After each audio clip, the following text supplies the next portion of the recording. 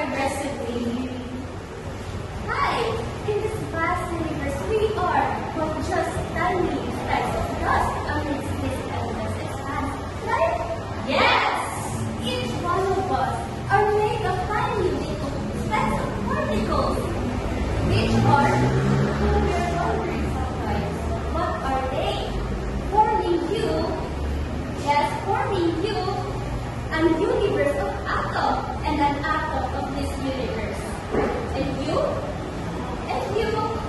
us, are we? Well, we matter because we are made of matter. Yes. So good morning, everyone. I am Teacher Tonette with my co-teachers, Teacher Jane, Teacher Neil, Teacher Fran, Teacher Tin, welcoming you for a new exploration. So now, before we complete our new lesson, let's give ourselves some stretch to get ready. So please face here to the right. Massage those shoulders into a relaxing one and give them a very encouraging message. Yes, squeeze those atoms. So, are you all relaxed now? Yes. So now please settle down.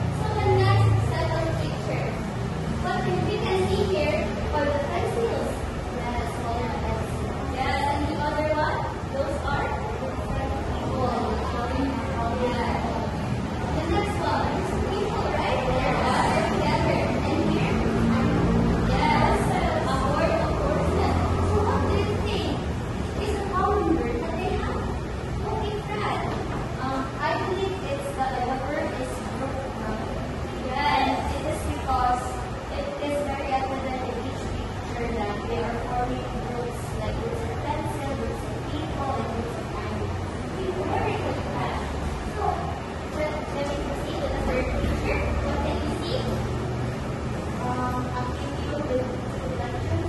Yes, and the next one? Forces of nature. I think it's forces of nature. Right, I did right? Yes. Next one is the table of elements. No. And the next one? Let's just look at explosion. Like a big bang theory. Yes.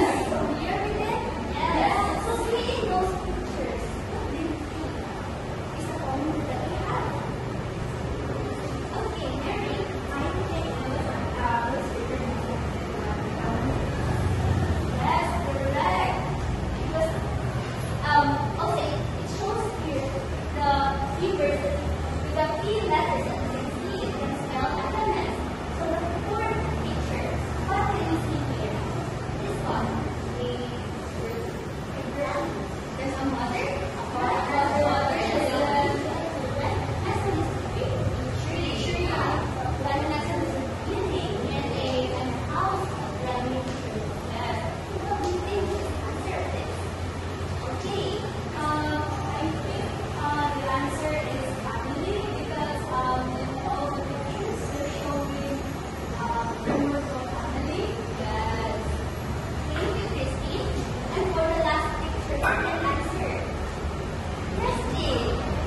I believe those are yes, correct.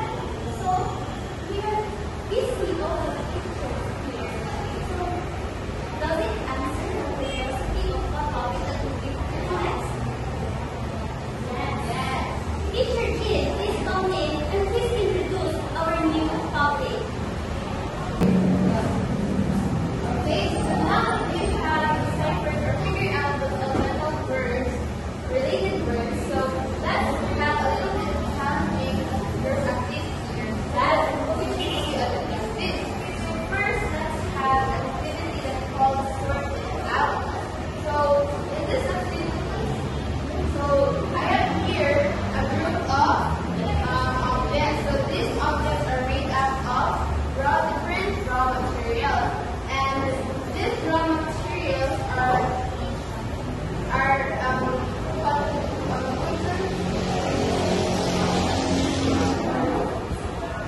woven together to form such products like first we have here an apple, so strawberry, and here lemon, and also we have here clothing and things. So what we need to do is that take a really good look at this picture. What have you observed? And then let's see what color you see or anything that comes into your mind. So the first thing I'm going to do is that after you observe things first, so take a really good look at this picture and what have you observed?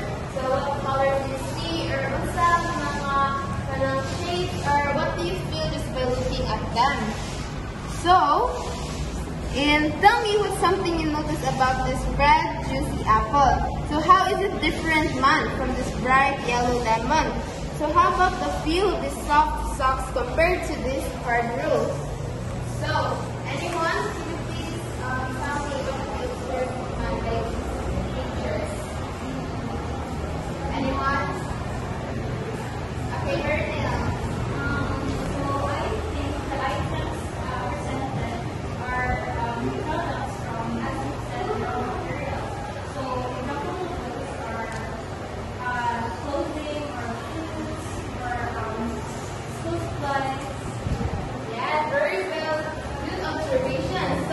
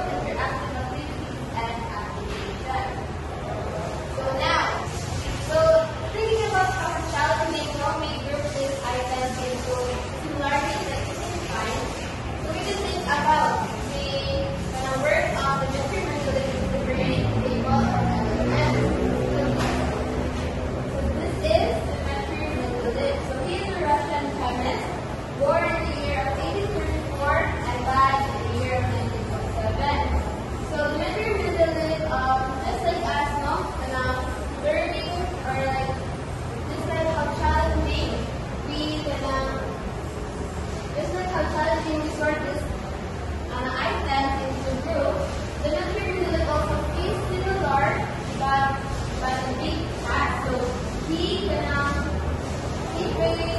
organized those elements according to its properties. So first, he categorized or organized his elements based on the increasing atomic weight, and then he grouped those elements based on the similarities of the properties of those elements. Thinking about how challenging it can be to sort those items into groups. So he brings out the brilliant work of the Mendeleev in the periodic table of elements. But first, who is Dmitri Mendeleev? Dmitri Mendeleev is the father of the modern periodic table of elements. He is a Russian chemist and was born in the year 1834 and died in the year 1807. So this makes experience know how hard it is to find the similarities of the group those items. Since Dmitri Mendeleev also faced similar exams, but the aim of that is that he grouped those elements. So he grouped those elements according to its increasing atomic weight, and then he grouped also those elements by its similarities of the chemical. So back then, there were only 16 elements per node, and then despite the limited number of elements that was known during this time, he discovered a repeating pattern. So another repeating pattern are the, or if you know this case, of properties sa elements. So ang ganong repeating pattern was laid by the foundation of the periodic table of elements.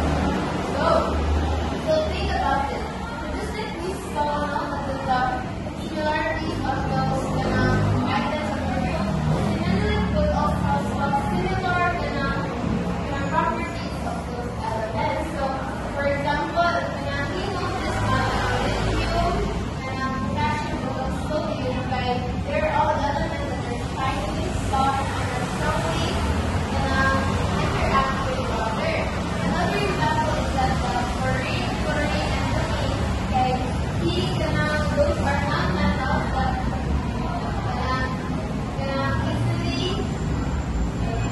easily form salts with metals. And last example is gases like the neon, argon, and the krypton are all elements that didn't interact with other elements. Amazing most of our Dmitri Mendeleev is that he noticed the repeating pattern, and those repeating patterns, he was able to predict an element that has not been discovered yet. So, for example, he predicted an element that should be existent below so he called it alumino. And then he also described those properties. And then years later, that element was discovered, and it was called gallium. So, on the side, gallium, it was perfectly matched the prediction in the Dmitri Mendeleev properties of the element. So right now at this point, we are going to be thinking just like the father of the periodic table. So kita din ang father of the periodic table? Dmitri Mendeleev. That's right, Dmitri Mendeleev. So during his time in the 1960s, there were actually just 60 known elements to mankind, as opposed to now we already have 118 elements now known. So Dmitri Mendeleev arranged the periodic table. He arranged the periodic table into using atomic weight. That's right. But how did he arrange those elements? 60 compatible elements ang nagibawaan before. So actually, during his time, when he was arranging the elements that were known before, he left out spaces for future elements that are yet to be discovered. So right now, we are going to be doing the same. So I will be introducing to you the modern periodic table.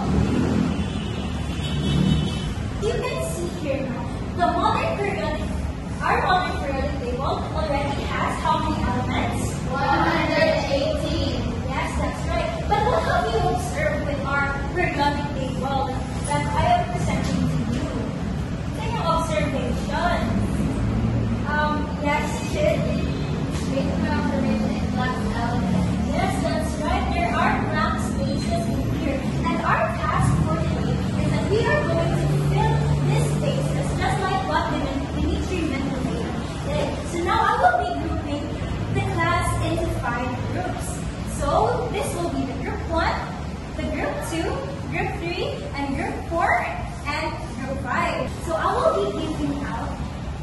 flashcards to each of the groups.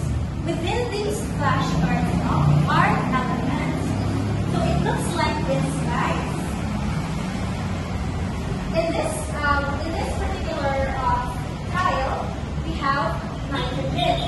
So what do you call this symbol? It is the chemical symbol.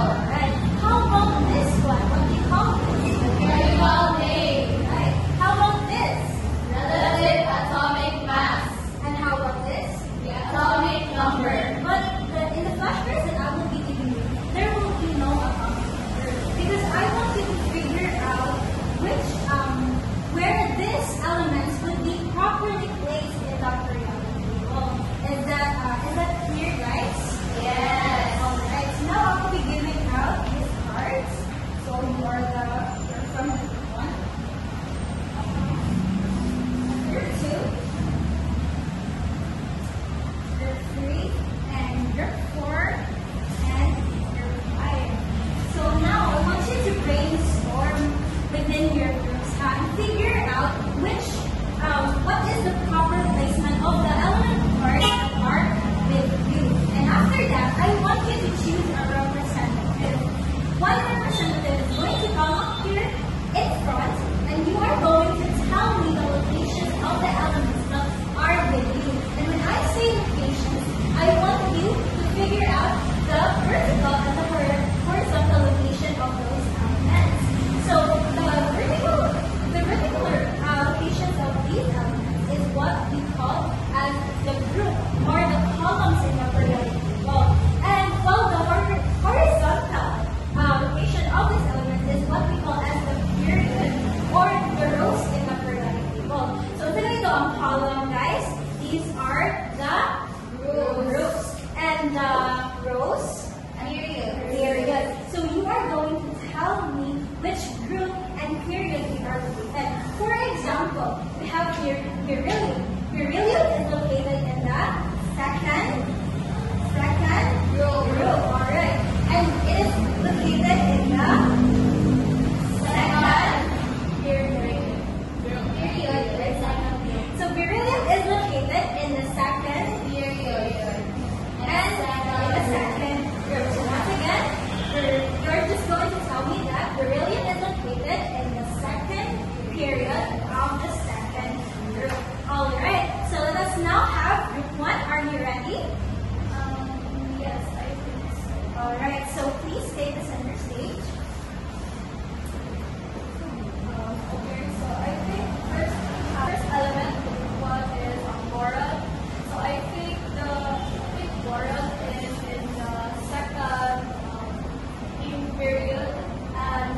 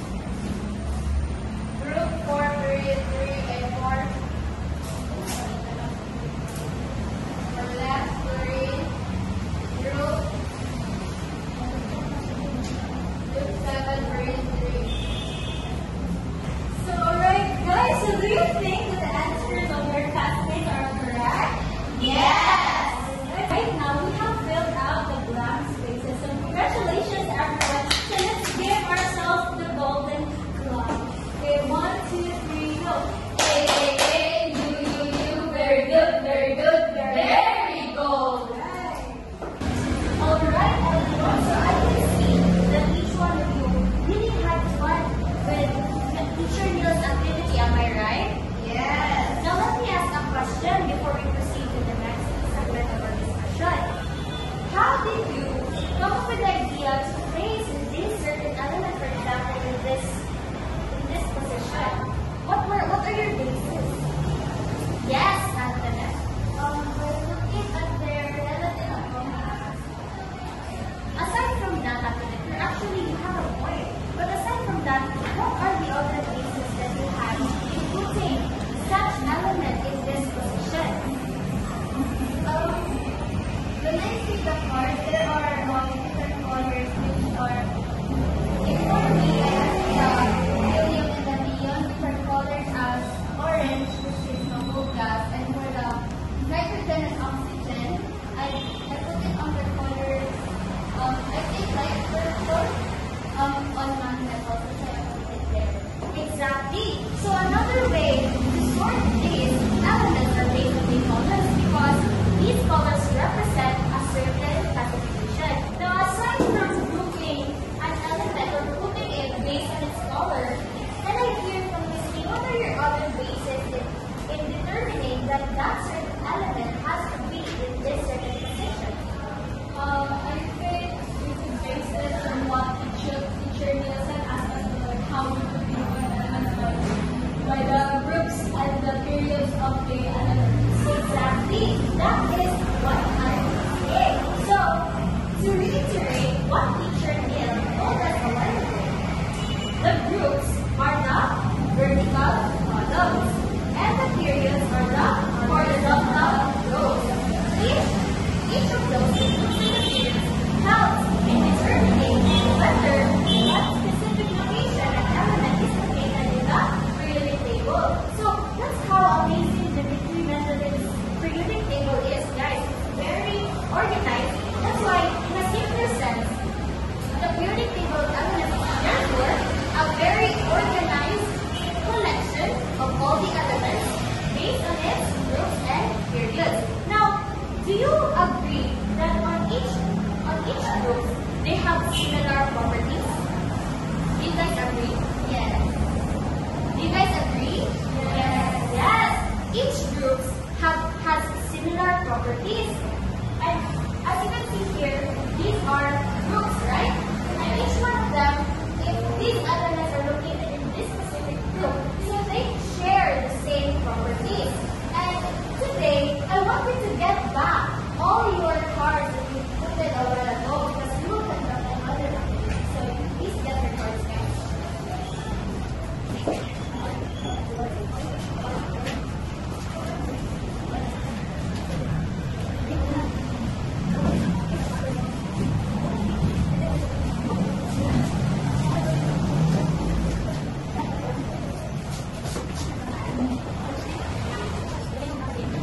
Alright, since you guys already got your flashcards, as you can see, if you observed it at the back portion of your cards, there are actually descriptions or properties of that certain element.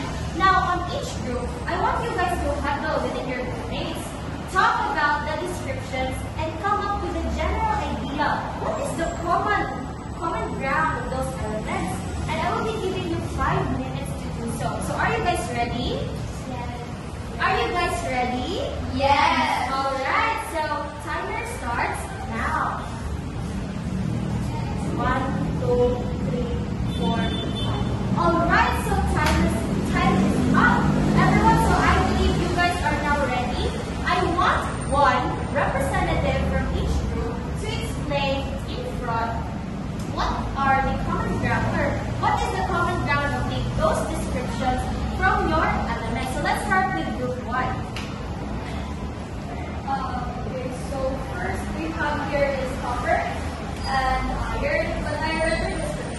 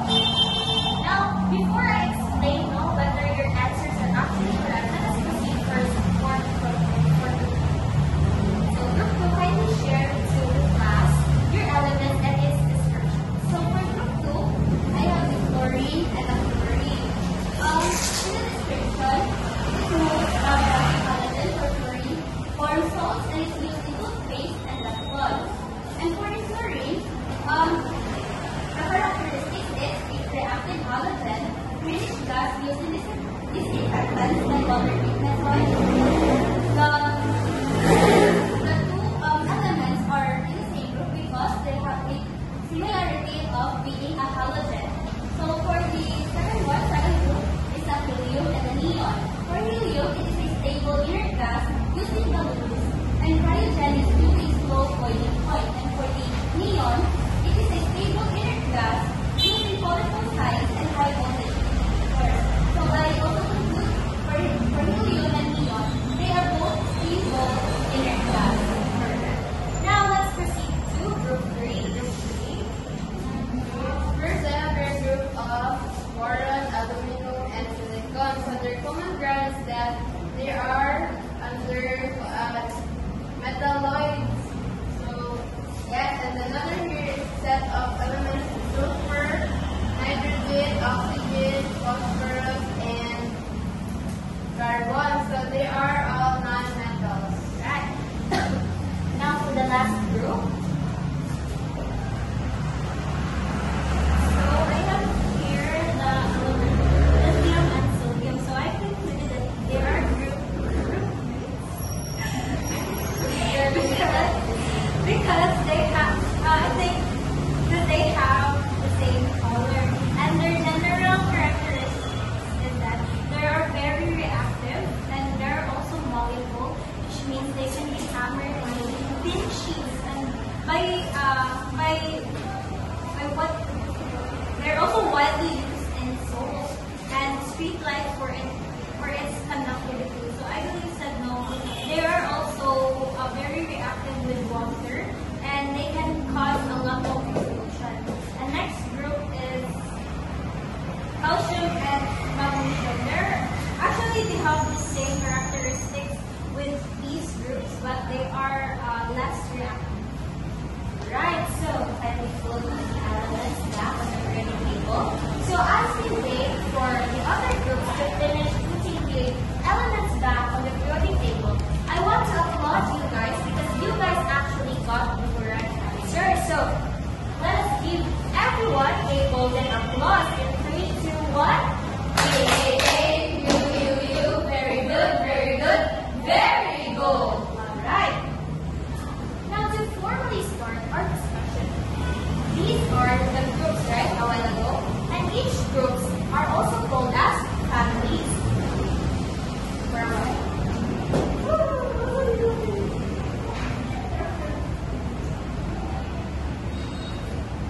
And each groups are also called as families. So in your family, your mom, your dad, your siblings, you guys share the same characteristics, you have similarities, you have the same mannerisms, and just like in the periodic table of elements, these elements share the same properties. First, in group 1, we have here hydrogen, lithium, sodium, potassium, uranium, cesium, and francium. This group is called the alkali metals. Repeat with me, alkali metals. The group 1, is known to be the most reactive among all elements. Do you know why? No. It's because their valence electron is only 1. And you know what happens if the valence electron isn't complete, right? They tend to get more attraction from other elements. That's correct, correct. Now let's move on to group 2. Group 2 is called the alkaline earth metals. Repeat with me. Alkaline earth metals. So similarly with group 1, they're also very reactive. However, they are less reactive than group 1. These metals, when they interact with water or other compounds, they tend to be very explosive. That's why you have to be very careful when handling these kind of elements. Now let's move on to the gray colors. These groups from 12 to 3, 2, 3, 4, 5, 6, 7. Groups 3 to 12. This group is called the transition metals. Repeat with me. Transition metals. So transition metals, these are groups that are also reactive. They are also good conductors of heat and electricity, the same with group 1 and group 2. However, they vary. Never mind. It's because aside from the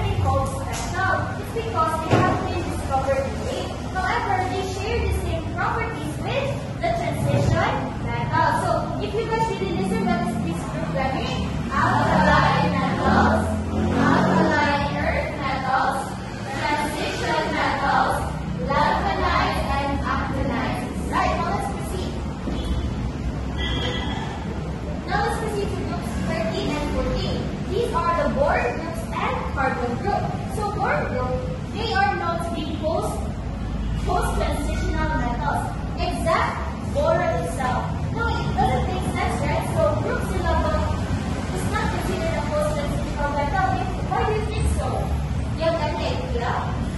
None? I'm hearing none. It's because boron is actually a metalloid. It is not a metal. And I will explain later what characteristic does a metalloid have for it to be excluded in the properties here. Alright, so for carbon groups, these are the carbon groups, and the same with boron group. These groups also share the same properties. Now, proceeding to groups 15 and 16, we have nitrogen group and oxygen group. Nitrogen group and oxygen group also share the same properties. Same with halogen. Halogen group. You know that halogen group is also very special. Yes, they are very special because they can have three states, like they can explain three states like solid, liquid, and gas. They can be in that form. That's why they are considered to be very special. And aside from that, the most special of all is group 18, which is the noble gases. So if you remember our introduction song a while ago, noble gas is stable, right? So noble gas is considered to be very stable. Its valence shell is fully packed with electrons, so its valence electrons is equal to 8. It is full. They are non-reactive and inert. That's why they tend to be very stable. Alright, so that's it for the groups and the groups. Now we proceed to the periods. So as you can see, there pinaka-book of periods sa periodic table. 7. Starting from here, 1, 2, 3, 4, 5, 6, and 7. If you wonder, asan is sila punta? They are considered to be right here. So just imagine if this periodic table will be stretched, they can be inserted here. Alright? So these are considered to be period 6 and period 7. So in each period, they have the same valence electrons, guys. So in this period, so ilang ang valence electron? It is 1, 2, 3, and so on. That's how period works. And aside from that, another fascinating fact on periods is that we can see that on each period, elements of atomic weight and atomic number is increasing from what is this side? From left to right, it is increasing. That's why the periodic table is arranged like that. So like 87, 88, 59, and so on. Now, since we're done classifying or like grouping these elements based on groups and periods, we still need to group them to another classification. And do you know what are those classifications? We have 3: the metals, non-metals, and metalloids. So for metals, I want you guys to please read: lustrous, shiny, malleable, hard, ductile, good conductors of heat and electricity. Alright, so if you're wondering what part of the periodic table are metals located, at the left side. So mostly here, from groups 1 until 12, these are metals. We have here alkaline metals, alkaline earth metals, transition metals, lanthanides, and actinides. Now for non-metals, can you read? Dull in appearance, brittle, poor conductors of heat and electricity. So for non-metals, they are located at the right side of the periodic table. Especially now, we all know that most of them are in gaseous forms, right? So those are non-metals. Now, for metalloids, can you read? Have some properties of metal, behave chemically like a non-metal in certain circumstances. Some are semi-conductors. Alright, so metalloids are actually located. Do you remember when we were in grade 7, it was stated the staircase-like relation in the table? It's actually this part, you can see the dark blue one, right? Yes, right. So metalloids are in this staircase. Now, since we're done discussing how to classify elements based on groups, periods, and classifying based on its classification for the metals, non-metals, and metalloids, let's test your learnings. Whether you have learned something or retained something by another activity to be led by teacher T. Alright, so now that you guys have learned about the different classifications of our elements and the properties that they share with each other, now it is time to test your knowledge on what you have retained from what teacher Fran has taught you. Are you guys ready? Yes! If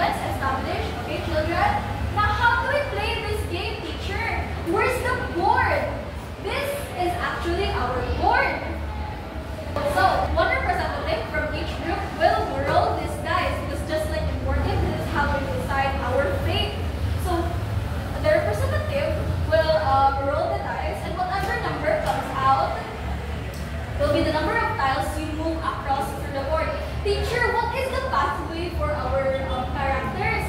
So the pathway you follow for your characters will be with atomic numbers or elements in this the periodic table of sulfur.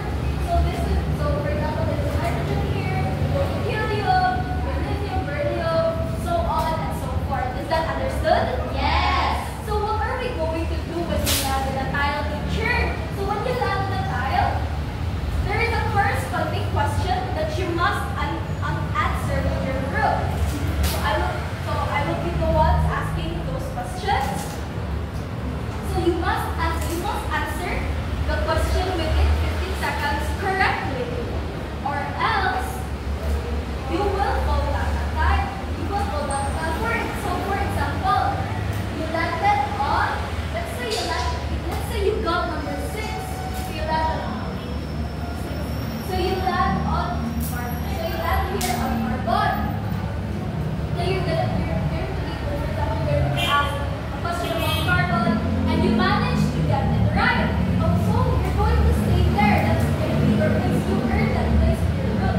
However, if you fail to answer the question within 15 seconds, or you answer wrongly, then you move back one time. So from carbon, you go back to boron.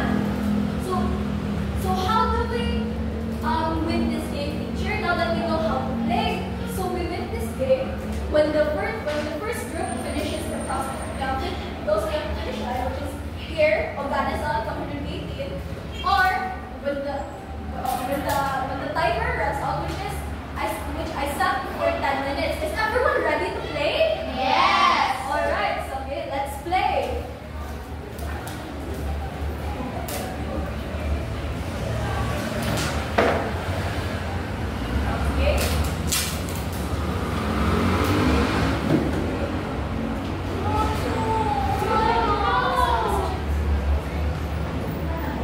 So I got 2 on the dice. I'm gonna be moving my character from hydrogen to helium. Yay!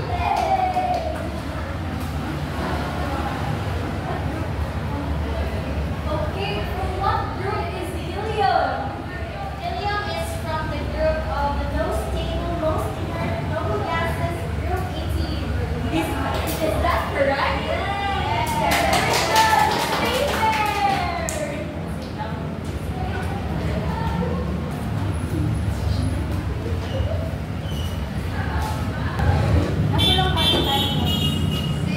Number 6. Okay, so you put it on carbon.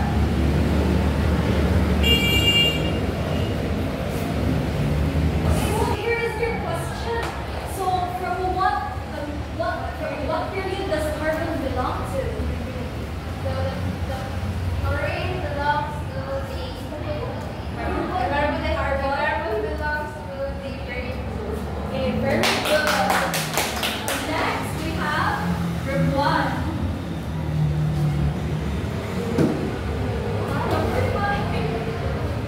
Mine is in boron. Okay, so here's your question about boron. Despite being in that group, what did teacher Franz say was the classification of the element boron? Boron is a classification of metalloids, which is it can be transformed into metal. It has a properties of metal and non-metals. Okay, very good. Last we have group 4. 3.